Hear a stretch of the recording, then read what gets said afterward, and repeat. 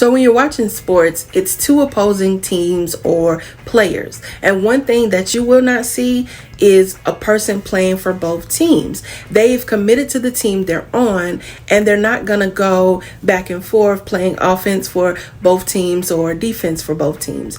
It's one team at a time. With that in mind, take this as your signal that you've got to pick a team. Which one will you choose? Now, let me say this. The Lord has no rival nor equal. So there's that.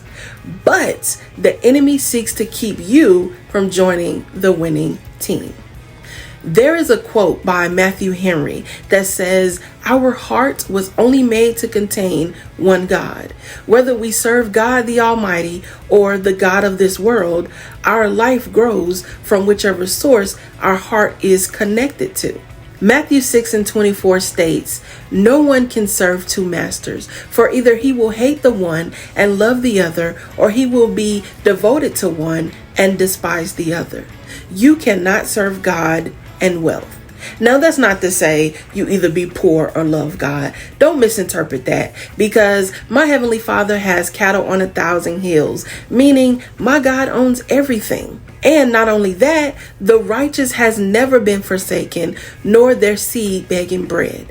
Jesus said, "Seek first his kingdom and his righteousness, and he will take care of our needs." So going back to Matthew 6:24, it simply means check your priorities.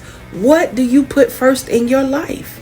Jesus says not to put too much focus on the treasures of the world that can easily be destroyed, but instead have valuable treasures in heaven that will never lose value. For wherever your treasure is, your heart will pursue and esteem those things. Now, there was a rich young ruler that let his wealth take precedence over Jesus. Jesus told him to sell all his possessions, give to the poor, and he'd have treasure in heaven, and then to follow him. The man walked away sad. He missed it. His heart posture towards what he had was an idol before Jesus. He showed what he treasured the most. So where do you place your treasure? Listen, fam, you've got to pick a team. Jesus directs you in the way of everlasting. The world and its ways only leads to destruction. Decide today who you're going to serve.